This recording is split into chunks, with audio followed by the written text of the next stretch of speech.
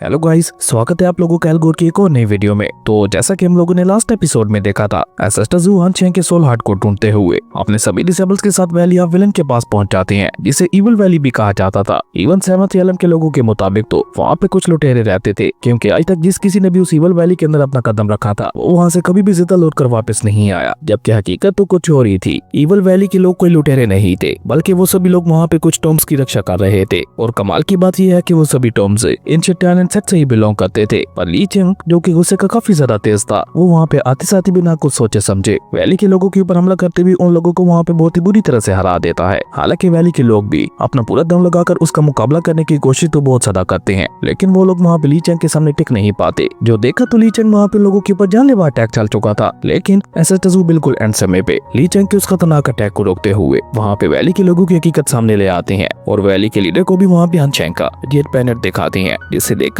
Valley के लोगों को भी वहाँ पे यकीन हो गया था कि ये सभी लोग वाकई ही टैलेंट सेक्ट से बिलोंग करते हैं। इसलिए वैली के सभी लोग जल्दी से वहाँ पे एसेस्टर ज़ू के सामने झुककर उन्हें ग्रीट करने लगे थे। जिसके बाद यहीं से हमारे अगले एपिसोड की शुरुआत होती है। तो अगले एपिसोड की शुरुआत में भी हमें वैली ऑफ विलन्स के अंदर का ही सीन दिखाया जाता है, जहाँ पे एसेस्टर ज़ू हान चेंग के जेट पैनेट की मदद से आगे बढ़ रहे थे। जहाँ एसेस्टर ज़ू और उनके सभी डिसेबल्स को वैली में उस तरफ जाते हुए देखकर वैली का लीडर परेशान होते हुए कहता है, तो इसका मतलब है कि मास्टर हान चेंग का हार्ट यहीं कहीं आसपास मौजूद होगा। लेकिन मैं, जो कि पिछले हजारों सालों से यहाँ पे रहते हुए आ रहा हूँ, आखिर मुझे इस सब के बारे में कुछ पता क्यों नहीं चला। और ये कहते कहते वैली लीडर की नजर वहाँ पे पेड़ के ऊपर बने हुए पंछियों के घोंसले के ऊपर पड़ता है, जिसे देखकर वो वहाँ पे अपने दिमाग के घोड़े दौड़ाते हुए कहता है, कहीं मास्टर हान चेंग का हार्ट उस घोंसले के अंदर तो नहीं छुपा हुआ। नहीं नहीं, ऐसा तो बिल्कुल भी नहीं हो सकता, क्योंकि ये घोंसला तो अभी कुछ समय पहले ही बना था और ऊपर से तो मेरे साथी पिंगबू काफी बार इस घोंसले से इसके अंडे भी चुरा चुका है। तो अगर वो हार्ट यहाँ पे मौजूद होता तो पिंगबू को कुछ न कुछ पता चल ही जाता। तो फिर कहाँ होगा आखिर मास्टर का हार्ट। और ये कहते कहते उसकी नजर वहाँ पे चूहों वाली गुफा के ऊपर पड़ती है, जिसे देखकर वो वहाँ पे एक बार फिर से अपना दिमाग चलाते हुए कहता है, कहीं इसके अंदर तो नहीं। और ये सब कहते कहते ही वो लोग वहाँ पे एक रिवर के पास पहुंच जाते हैं और वैली लीडर, जो कि वहाँ पे अपनी सोचों में गुम था, उसे कुछ एहसास ही नहीं होता कि तभी अचानक से जेट पैनेट, जो कि उसके हाथों में मौजूद था, वो ऊपर हवा में उठते हुए सीधा उस छोटे से बने हुए रिवर के ऊपर चला जाता है। और ऐसा होते ही हम देखते हैं कि उस रिवर से काफी ज्यादा तेज एनर्जी निकलते हुए वो जेट पैनेट के ऊपर पड़ने लगती है। और उन दोनों को वहाँ पे इस तरह से एक दूसरे को देखकर रिएक्ट करते हुए ली चेंग खुश होते हुए कहता है, तो फाइनली हम लोग हान चेंग के हार्ट तक पहुंच ही गए। अब तो मैं यकीन के साथ कह सकता हूँ कि हान चेंग का हार्ट यहीं पे मौजूद होगा। जो देखकर वैली लीडर वहाँ पे थोड़ा परेशान होते हुए कहता है, अरे उसे इसी जगह पे छुपा होना था। और ये कहकर वैली लीडर वहाँ पे सोचते हुए कहता है, कहीं मैं यहाँ पे अपने गंदे कपड़े तो नहीं धोया करता था। हाँ, मुझे तो लगता है कि ये वही जगह है जहाँ पे मैं अपने गंदे कपड़े धोया करता था। अब मास्टर के जिंदा होने के बाद मैं उन्हें क्या जवाब दूंगा। होप सो उन्हें इसके बारे में ना पता हो। जबकि वहाँ पे ये सब देखकर निंग्यू वहाँ पे एसेस्टर ज़ू से कहती है, एसेस्टर, हान चेंग का हार्ट तो अभी तक भी हमारे सामने नहीं आया, और ऊपर से हान चेंग का हार्ट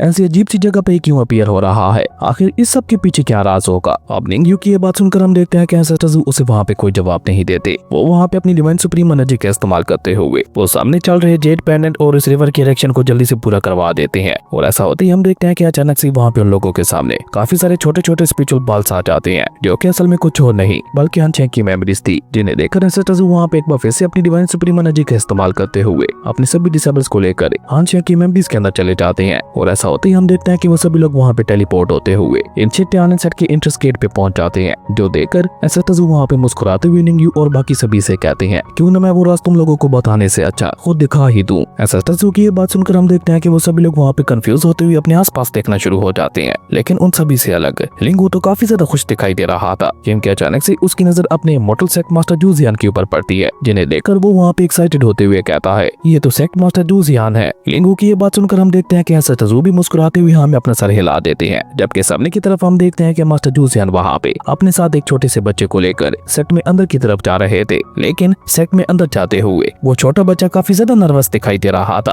और तभी अचानक से वो छोटा सा बच्चा अपनी जगह पे रुककर उदास होते हुए मास्टर जू जियान से कहता है, मैं तो बस एक लो लेवल का मामूली सा भिखारी था, तो फिर आप इस तरह से मुझे अपने साथ लेकर क्यों आ गए। उस बच्चे की ये बात सुनकर मास्टर जू जियान वहाँ पे मुस्कुराते हुए उससे कहते हैं कि किसने कहा कि तुम लो लेवल के हो। और ये कहकर मास्टर जू जियान उसे वहाँ पे सूंघते हुए कहते हैं, मैंने तुम्हें खुद नहलाया है, वो भी 5-5 बार। इवन अब तो तुमसे वो भिखारियों वाली गंदी बदबू भी नहीं आ रही। तो अगर इस सब के बावजूद भी अब तुम यहाँ पे नर्वस होते हो तो मेरी सारी मेहनत बेकार चली जाएगी। तो क्या तुम ये चाहते हो कि मेरी सारी मेहनत बेकार चली जाए। जिस पे वो छोटा लड़का, जो कि कोई और नहीं बल्कि हान चेंग ही था, वो मास्टर जू जियान की ये बात सुनकर मुस्कुराते हुए ना में अपना सर हिला देता है। जो देखकर मास्टर जू जियान भी वहाँ पे एक बार फिर से मुस्कुराते हुए उससे कहते हैं कि मैंने तुम्हें जो नाम दिया था था, वो तुम्हें याद तो है ना? जिसपे आपकी बार हान चेंग थोड़ा एक्साइटेड होते हुए कहता है, यस मास्टर। हान चेंग की ये बात सुनकर हम देखते हैं कि मास्टर जूजियन उसे अपने साथ लेकर सेक्ट में अंदर की तरफ जाते हुए उससे कहती हैं, आज से और अभी से तुम्हारा नाम हान चेंग है। अब कभी भी तुम खुद को एक भिखारी मत समझना। वो सब कुछ तुम्हारा पास था जो कि सेक्ट के इंट्रेंस गेट से अंदर जाने के बाद हमेशा हमेशा के लिए खत्म हो जाएगा। अब ये सब देखकर बनी क्रो वहाँ पे अपना दिमाग लगाते हुए कहता है, ओह तो ये उसकी बचपन की मेमोरीज हैं। वाकई हान चेंग कितना ज्यादा मासूम हुआ करता था। वहीं बनी क्रो की ये बात सुनकर हम देखते हैं कि मिस चूचू वहाँ पे कहती है, ओह बचपन की मेमोरीज ये कितनी ज्यादा खास होती हैं। जबकि सामने की तरफ हम देखते हैं कि अभी मास्टर जूजियन वहाँ पे हान चेंग को लेकर सेक्ट में अंदर की तरफ जा ही रहे थे कि तभी ली चेंग जो कि वहाँ पे अपनी बीस्ट वाली फॉर्म में था, वो सीधा वहाँ पे भागते हुए आकर हान चेंग के ऊपर जंप लगा देता है, जिसके चलते बेचारा हान चेंग वहीं पे नीचे गिर गया था और ली चेंग उसे वहाँ पे देखकर जोर जोर से घुराने की कोशिश करने लगा था, जो देखकर मास्टर जूजियन वहाँ पे जोर जोर से हंसते हुए हान चेंग को बताते हैं, इसका नाम है ली चेंग। ये एक फायर काइलन बीस्ट है जो कि अभी तक फ्लेम को अपने मुंह से बाहर नहीं निकाल पाता। और हाँ एक और बात है, अब से और अभी से ये तुम्हारा ट्रेनिंग पार्टनर होने वाला है। अब से तुम दोनों मिलकर ट्रेनिंग करोगे। मास्टर जूजियन की ये बात सुनकर तो हम देखते हैं कि हान चेंग भी वहाँ पे एक्साइटेड होते हुए जल्दी से ली चेंग को हक कर लेता है। अब ये सब देखकर वहाँ पे निंग यू और बाकी सभी लोग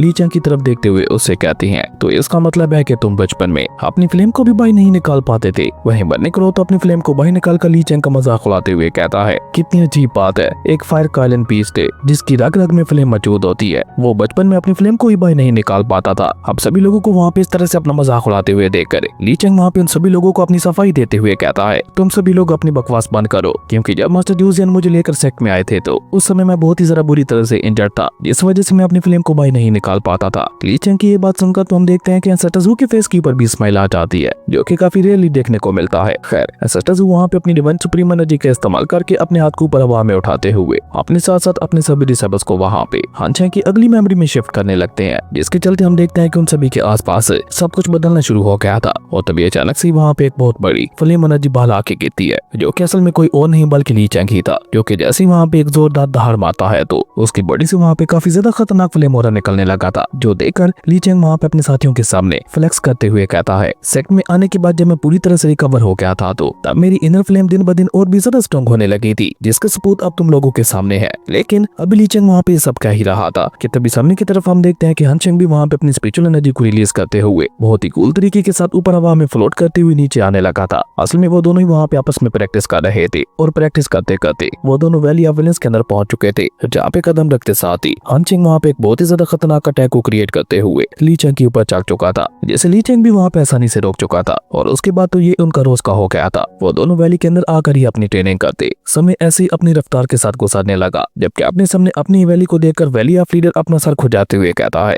न जाने ये जगह मुझे इतनी ज्यादा जानी पहचानी क्यों लग रही है। जिसपे लिंगू उसे वहाँ पे जवाब देते हुए कहता है, ऐसा इसलिए क्योंकि ये वैली ऑफ विलेंस ही है जहाँ पे अभी हम लोग खड़े हैं। अब लिंगू की ये बात सुनकर हम देखते हैं कि बर्नी क्रो वहाँ पे आगे बढ़कर वैली लीडर का मजाक उड़ाते हुए उससे कहता है, तुम वाकई बेवकूफ हो या बस बेवकूफ होने का नाटक करते हो। लेकिन वैली लीडर तो वहाँ पे बर्नी क्रो की बातों के ऊपर ज्यादा ध्यान नहीं देता, वो अपने सामने मौजूद एक गंजे कल्टीवेटर को देखकर हैरान होते हुए कहता है, अगर ये वैली ऑफ विलेंस है तो इसका मतलब है कि ये इंसान मेरा एंसेस्टर है। वैली लीडर की ये बात सुनकर हम देखते हैं कि बर्नी क्रो वहाँ पे एक बार फिर से उसका मजाक उड़ाते हुए कहता है, अरे अरे तुम्हारा एंसेस्टर तो गंजा था। और ये कहकर बर्नी क्रो वहाँ पे जोर जोर से हंसने लगा था, जिसके चलते बेचारा वैली लीडर अपना सर पकड़ते हुए कहता है, आखिर मेरे एंसेस्टर इतने ज्यादा बुरे कैसे दिख सकते हैं। और ये कहकर तो उसने वहाँ पे रोना ही शुरू कर दिया था, जो देखकर बर्नी क्रो को तो वहाँ पे काफी ज्यादा मजा आ रहा था। खैर सामने की तरफ हम देखते हैं कि वैली लीडर का एंसेस्टर अपने लोगों के साथ हान चेंग के सामने आकर उसे वहाँ पे ग्रीट करते हुए कहता है, थैंक यू सीनियर, हम सभी को असिस्ट करते हुए हम लोगों को एक नई राह दिखाने के लिए। क्या अब आप मुझे बता सकते हैं कि आप हैं कौन है। जिसपे हान चेंग उन लोगों को वहाँ पे बहुत ही रिस्पेक्ट के साथ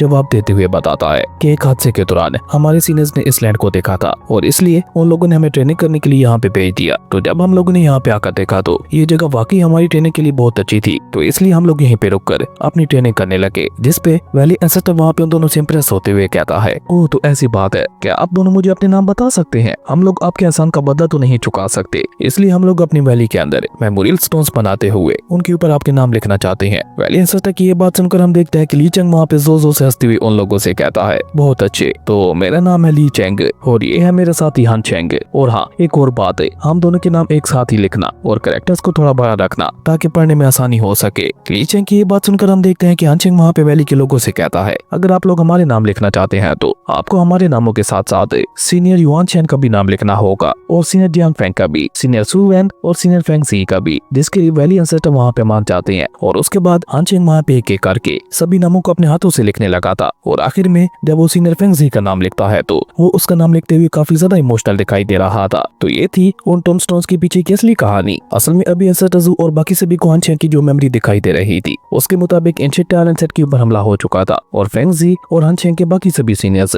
अपनी जान गंवा चुके थे। उन सभी के नाम को हान चेंग टोमस्टोन्स के ऊपर लिख रहा था और अपने हर एक सीनियर की मौत को याद करते हुए एंड तक हान चेंग वहाँ पे काफी ज्यादा इमोशनल दिखाई दे रहा था, जो देखकर निंगयू वहाँ पे अपना दिमाग लगाते हुए कहती है, मुझे लगता है कि ये ग्रेट एंशिएंट वार का समय है। जबकि सामने की तरफ हम देखते हैं कि हान चेंग वहाँ पे थोड़ा इमोशनल होते हुए वैली एंसेस्टर से कहता है, चाहे कुछ भी हो जाए आपको हमेशा इन सभी टोमस्टोन्स की रक्षा करनी होगी। हान चेंग की ये बात सुनकर हम देखते हैं कि वैली एंसेस्टर भी वहाँ पे इमोशनल होते हुए हान चेंग से कहता है, ट्याल इंसेक्ट ने हर बार हमारी जान बचाई है तो अब हम लोग ट्याल इंसेक्ट के लिए इतना तो कर ही सकते हैं। और ये कहकर वैली एंसेस्टर वहाँ पे कसम खाते हुए कहता है, मैं वैली एंसेस्टर आज से और अभी से कसम खाता हूँ कि मैं और मेरा आने वाला हर एक डिसेंडेंट इन सभी टोमस्टोन्स की रक्षा करेगा। और ये कहते कहते वैली एंसेस्टर की आंखों में भी आंसू आ चुके थे। अपने एंसेस्टर को रोते हुए देखकर वैली लीडर भी वहाँ पे इमोशनल होते हुए कहता है, कितने महान थे हमारे एंसेस्टर, बस अपने एक वादे के चलते उन्होंने अपना सब कुछ इस वैली को सौंप दिया और उसके बाद उनकी आने वाली हर एक नस्ल इस वैली की हिफाजत करते हुए आ रही है। और ये कहकर बेचारा वैली लीडर वहाँ पे इमोशनल होते हुए रोने लगता है, जो देखकर एंसेस्टर वहाँ पे कोल्ड में उससे कहते हैं, एक वादा हजारों गोल्ड स्टोन से भी ज्यादा खास होता है और जो लोग अपने वादों को निभाना जानते हैं वो लोग वाकई काबिल तारीफ होते हैं। बिल्कुल तुम्हारे एंसेस्टर की तरह वो वाकई एक महान इंसान थे और जो लोग हमारे ट्याल सेट के साथ वफादार होते हैं ट्याल सेट उनके ऊपर अपनी ब्लेसिंग्स जरूर बरसाता है। और ये कहते हुए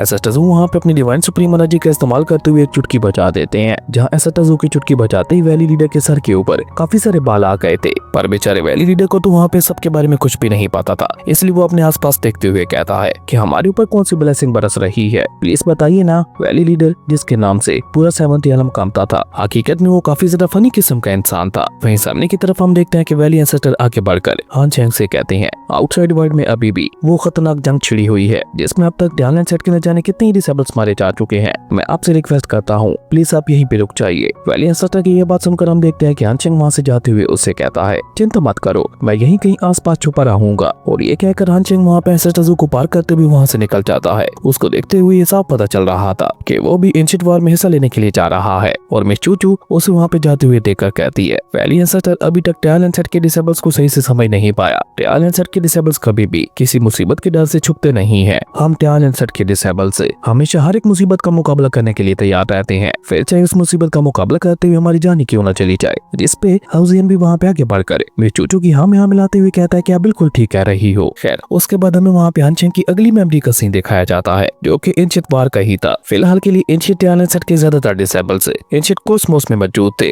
और वहाँ पे वो सभी बहुत ही बहादुरी के साथ आगे बढ़ते हुए अपने दुश्मनों का मुकाबला कर रहे थे और काफी हद तक वो लोग वहाँ पे अपने दुश्मनों के ऊपर भारी पड़ते हुए उन्हें खत्म भी करते जा रहे थे। लेकिन तभी अचानक से कोई वहाँ पे एक डेमोनिक इंफॉर्मेशन का इस्तेमाल करते हुए काफी सारे डिसेबल्स को उसके अंदर ट्रैप कर देता है और इस मौके का फायदा उठाकर एक एंशिएंट मास्टर जो कि एंशिएंट ट्याल सेट का दुश्मन बना हुआ था, हकीकत में वो ट्याल सेट का दुश्मन था तो नहीं, लेकिन ज़ॉम्बी लॉर्ड वहाँ पे अपने डेमोनिक थ्रेड्स का इस्तेमाल करते हुए उन सभी को कंट्रोल कर रहा था, जिसके चलते वो एंशिएंट मास्टर वहाँ पे अपने लोगों को आदेश देते हुए कहता है, किसी को भी यहाँ से भागने मत देना। उस बुढ़ाऊ की ये बात सुनकर हम देखते हैं कि एंशिएंट ट्याल सेट के एक डिसेबल उसे वहाँ पे बहुत ही बहादुरी के साथ जवाब देते हुए कहता है, किसने कहा कि हम लोग यहाँ से भाग रहे हैं, जो कि मैदान छोड़कर भागते नहीं है बल्कि अपने दुश्मनों को भगाते हैं। और ये कहकर वो सभी डिसेबल्स वहाँ पे आपस में मिलकर एक फ्यूजन टेक्निक का इस्तेमाल करते हुए अपने अपने पास को आपस में कंबाइन करना शुरू कर देते हैं, जिसका इस्तेमाल करते हुए वो सभी लोग वहाँ पे एक बहुत बड़ी जायंट किलिंग सोर्ड को क्रिएट कर चुके थे, जिसे क्रिएट करने के बाद वो डिसेबल वहाँ पे उस बुढ़ाऊ को धमकी देते हुए कहता है, अगर अपनी सलामती चाहते हो तो हमारे ट्याल सेट से चुराया हुआ हर एक टायर चुपचाप हमारे हवाले कर दो। पर वो बुढ़ाऊ जो कि वहाँ पे ज़ॉम्बी लॉर्ड के कब्जे में था वो ऐसा करने के लिए साफ साफ इनकार कर देता है। इसलिए हम देखते हैं कि वो डिसेबल्स भी वहाँ पे उनके ऊपर ज्यादा रहम ना दिखाते हुए अपनी जायंट किलिंग सोर्ड से उनके ऊपर एक बहुत ही ज्यादा खतरनाक अटैक चल चुके थे। हालांकि वो लोग वहाँ पे एक प्रोटेक्टिव शील्ड का इस्तेमाल करते हुए खुद को बचाने की कोशिश तो बहुत ज्यादा करते हैं, लेकिन फिर भी उनके इस खतरनाक अटैक के चलते उस बुढ़ाऊ एंशिएंट मास्टर के काफी सारे लोग वहाँ पे मारे जाते हैं, जो देखकर तो अब उस एंशिएंट मास्टर को भी वहाँ पे काफी ज्यादा गुस्सा आ जाता है। इसलिए अब की बार वो खुद वहाँ पे लीड संभालते हुए अपने लोगों के साथ ट्याल सेट को हेड टू हेड टक्कर देने के लिए आगे बढ़ गया था और ट्याल सेट के डिसेबल भी वहाँ पे हार ना मानते हुए आगे बढ़कर उसे हेड टू हेड टक्कर देने लगे थे, जिसके चलते वहाँ पे जगह जगह पे छोटे छोटे धमाके होने लगती हैं। वहीं अपने एंशिएंट ट्याल सेट के भाइयों को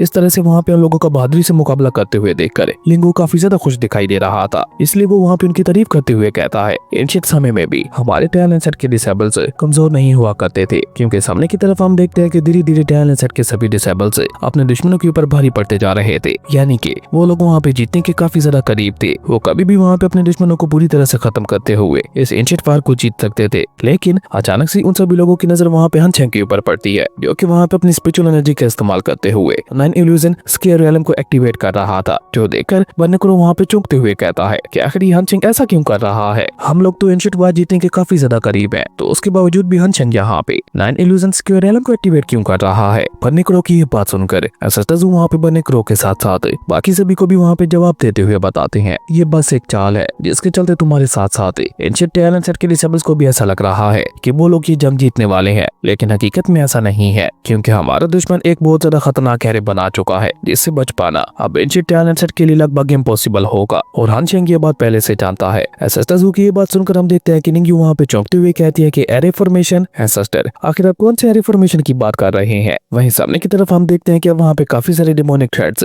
आगे बढ़ते हुए हान चेंग को रोकने की कोशिश करते हैं, लेकिन उनमें से कोई भी डिमोनिक थ्रेड हान चेंग के पास भी आ पाता। उससे पहले ही वहाँ पे ली चेंग की एंट्री होती है, जो कि वहाँ पे अपने ड्रैगन स्टाफ की मदद से उन सभी डिमोनिक थ्रेड्स को काटते हुए हान चेंग की रक्षा करने लगा था। और साथ ही साथ ली चेंग गुस्से से वहाँ पे चिल्लाते हुए कहता है, अगर हिम्मत है तो इस तरह से छुपो मत, सामने आकर मुकाबला करो। और ये कहकर ली चेंग वहाँ पे अपने ड्रैगन स्टाफ का इस्तेमाल करते हुए अपने ऊपर की तरफ एक बहुत ही ज्यादा खतरनाक अटैक चल चुका था, जिसके चलते हम देखते हैं कि वहाँ पे काफी बड़ा धमाका हो जाता है। और उस खतरनाक धमाके के बाद ज़ॉम्बी लॉर्ड वहाँ से बाहर निकलते हुए उन लोगों से कहता है, आखिर तुम लोगों को अपनी मौत से मिलने की इतनी भी ज्यादा क्या जल्दी थी? मुझे लगता है अब तुम सभी लोग और ज्यादा देर तक जिंदा नहीं रहना चाहते। चलो मैं तुम लोगों की ये ख्वाहिश अभी पूरी कर देता हूँ। और ये कहकर ज़ॉम्बी लॉर्ड अपनी डिमोनिक एनर्जी का इस्तेमाल करते हुए वहाँ पे अपनी हिडन डिमोनिक एरे फॉर्मेशन को एक्टिवेट कर देता है। और ऐसा होते ही हम देखते हैं कि वो demonic array formation ancient talent set के सभी डिसेबल्स को अपने अंदर ट्रैप करना शुरू कर देती है। पर उसके बावजूद भी हम देखते हैं कि काफी सारे डिसेबल्स उस फॉर्मेशन से बचने में कामयाब हो जाते हैं। लेकिन जो डिसेबल्स वहाँ से बचने में कामयाब हो गए थे, अचानक से कोई वहाँ पे एक giant demonic palm hand technique का इस्तेमाल करते हुए उन सभी लोगों के ऊपर जानलेवा अटैक कर देता है। वो पर्सन कौन था उसका वहाँ पे फेस नहीं दिखाया जाता, क्योंकि वो पर्सन वहाँ पे उसी समय एक स्पेस टाइम क्रैक पोर्टल को ओपन करते हुए वहाँ पे आया था। अब उस पर्सन के चलते हान चेंग और ली चेंग का ध्यान भी उसी तरफ चला गया था, जिस मौके का फायदा उठाकर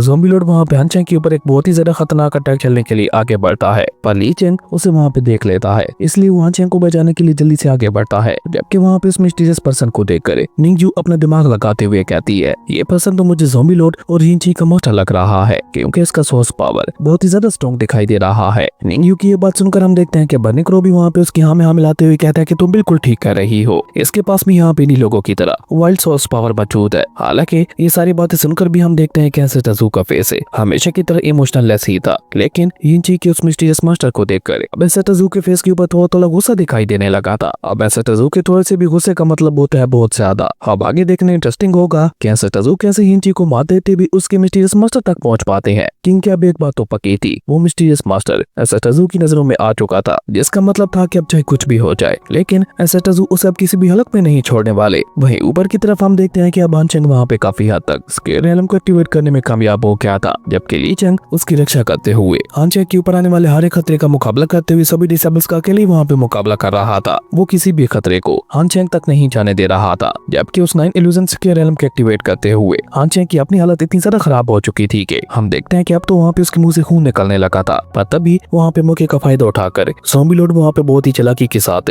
ली चेंग की नजरों से बचता हुआ हान चेंग के पीछे आ गया था। और बेचारा हान चेंग वहाँ पे कुछ सोया समय पाता, उससे पहले ज़ॉम्बी लॉर्ड वहाँ पे अपने डिमोनिक थ्रेड्स का इस्तेमाल करके हान चेंग के ऊपर एक जानलेवा अटैक करते हुए उसकी सोल को वहाँ पे उसकी बॉडी से बाहर खींच लेता है। पर तब तक हान चेंग वहाँ पे स्क्वायर रियलम को एक्टिवेट करने में कामयाब हो चुका था, जो कि जैसे वहाँ पे एक्टिवेट होता है तो वो अपने आसपास मौजूद सभी लोगों को अपने अंदर खींचना शुरू कर देता है। अब उसमें एंशिएंट टैलेंट सेट के दुश्मन भी थे और एंशिएंट टैलेंट सेट के डिसेबल्स भी। कहने को तो सभी लोग एंशिएंट टैलेंट सेट के दुश्मन थे, लेकिन ज़ॉम्बी लॉर्ड उन्हें वहाँ पे कंट्रोल कर रहा था, इसलिए वो सभी लोग भी बेगुनाह थे, उनका कोई भी कसूर नहीं था। इसलिए तो एसेस्टजू स्क्वायर रियलम के अंदर ज्यादातर मासूम लोगों को माफ करते हुए आगे बढ़ गए थे, लेकिन स्क्वायर रियलम के अंदर जो घटिया लोग गए थे उन्हें एसेस्टजू ने वहीं पे खत्म कर दिया था। अगर आप लोग एसेस्टजू की जगह पे होते तो क्या आप उन लोगों को माफ करते? कमेंट करके जरूर बताना। वह इसी बीच हम वहाँ पे ली चेंग को देखते हैं, जो कि हान चेंग की ऐसी हालत देखकर चिल्लाते हुए कहता है, नहीं हान चेंग मेरे भाई, मैं तुम्हें कुछ भी नहीं होने दूंगा। लेकिन तब तक हम देखते हैं कि उसके रियलम ली चेंग को भी अपने अंदर खींच चुका था, जबकि हान चेंग जिसकी सोल को वहाँ पे बाहर खींच लिया गया था वो भी अब धीरे धीरे वहाँ पे मर रहा था। लेकिन मरने से पहले वो वहाँ पे अपनी बॉडी की कुर्बानी देते हुए एंशिएंट टैलेंट सेट के वो सभी डिसेबल्स जो कि वहाँ पे मारे जा चुके थे अपनी बॉडी के सेक्रीफाइस देते हुए उन सभी की सोल्स को भी वहाँ पे स्क्वायर एलम के अंदर भेज देता है। और एसेस्टर ज़ू को जो स्क्वायर एलम के अंदर एंशिएंट टियाना सेट के डिसेबल्स की सोल्स मिली थी वो भी हान चेंग की कुर्बानी का ही नतीजा था। खैर ये कुर्बानी देते हुए हान चेंग को वहाँ पे वैली ऑफ विलेंस के उन्हीं टोम्बस्टोन्स की याद आ रही थी और क्योंकि हान चेंग को वो जगह बहुत ज्यादा पसंद थी इसलिए हान चेंग वहाँ पे अपनी बॉडी को सेक्रीफाइस करने के बाद अपने दिल को वैली ऑफ विलेंस के एक रिवर के अंदर भेज देता है। और ये भी हान चेंग ने इसलिए किया था ताकि वो वैली के टोम्बस्टोन्स की रक्षा कर सके। और तभी हम देखते हैं कि हान चेंग का हार्ट ऊपर हवा में फ्लोट करते हुए एसेस्टर ज़ू के हाथों में आ जाता है, जिसे देखकर निंग्यू वहाँ पे इमोशनल होते हुए एसेस्टर ज़ू से कहती है इसने मरते मरते भी अपनी बॉडी का सेक्रीफाइस देते हुए ना सिर्फ सभी एंशिएंट टियाना सेट के डिसेबल्स की सोल को बचा लिया बल्कि उसने अपने हार्ट की भी कुर्बानी देते हुए उसे वैली ऑफ विलेंस के अंदर भेज दिया ताकि वो वहाँ पे मौजूद सभी टोम्बस्टोन्स की रक्षा कर सके। निंग्यू की सारी बातें सुनकर हम देखते हैं कि अब वहाँ पे एक बार फिर से एसेस्टर ज़ू के फेस के ऊपर भी गुस्सा साफ साफ दिखाई दे रहा था। तो तभी एसेस्टर ज़ू अचानक से वहाँ पे अपनी डिवाइन सुप्रीम एनर्जी का इस्तेमाल करते हुए अपनी आंखों को हल्का सा झटका देती है और ऐसा होता ही हम देखते हैं कि वहाँ पे एसेस्टर ज़ू की आंखों से इतनी ज्यादा तेज स्पिरिचुअल एनर्जी रिलीज होती है कि वो वहाँ पे उस पूरे की पूरी रियलम को डिस्ट्रॉय कर देती है। जिसके बाद एसेस्टर ज़ू वहाँ पे अपने सभी डिसेबल्स को लेकर वापस वैली ऑफ विलेंस के अंदर पहुंच चुके थे। हान चेंग का हार्ट ऊपर हवा में फ्लोट कर रहा था जो देखकर एसेस्टर ज़ू वहाँ पे अपनी सोरी इनकार्नेशन एनर्जी का एक छोटा सा टुकड़ा हान चेंग के हार्ट के साथ मर्ज कर देते हैं। और ऐसा होते ही हम देखते हैं कि वहाँ पे एक बार फिर से काफी ज्यादा तेज स्पिरिचुअल एनर्जी रिलीज होती है जिसने देखते ही देखते वहाँ पे हान चेंग का रूप ले लिया था। क्योंकि जैसे वहाँ पे अपनी आंखें खोलता है तो एसेस्टर ज़ू उसे वहाँ पे कॉल टून में कहते हैं चिंता मत करो, तुम्हारे सभी टोम्बस्टोन्स अभी तक भी बिल्कुल सही सलामत है और इन टोम्बस्टोन्स की तरह टियाना सेट भी बिल्कुल सही सलामत है। टियाना सेट को ना तो कभी कोई खत्म कर पाया था और ना ही कभी कोई खत्म कर पाएगा क्योंकि मैं ही टियाना सेट हूँ और मुझे खत्म कर पाना हेवन के बस में भी नहीं है। एसेस्टर ज़ू कैसे कहते ही हम देखते हैं कि वो सीन वहाँ पे काफी ज्यादा इमोशनल हो गया था और इसी इमोशनल सीन के साथ ही हमारे ये कमाल का एपिसोड यहीं पे खत्म हो जाता है। आज के इस एपिसोड में काफी सारे राज खुलकर सामने आए हैं। अगर फिर भी इसके अलावा आप लोगों के मन में कोई सवाल है तो आप लोग वो नीचे कमेंट करके पूछ सकते हैं। दोस्तों अगर आप लोगों को ये वीडियो अच्छी लगी तो लाइक कर दें और अगर चैनल पे नए आए हो तो सब्सक्राइब करते जाना। तो मिलते हैं अगली वीडियो में, तब तक के लिए बाय।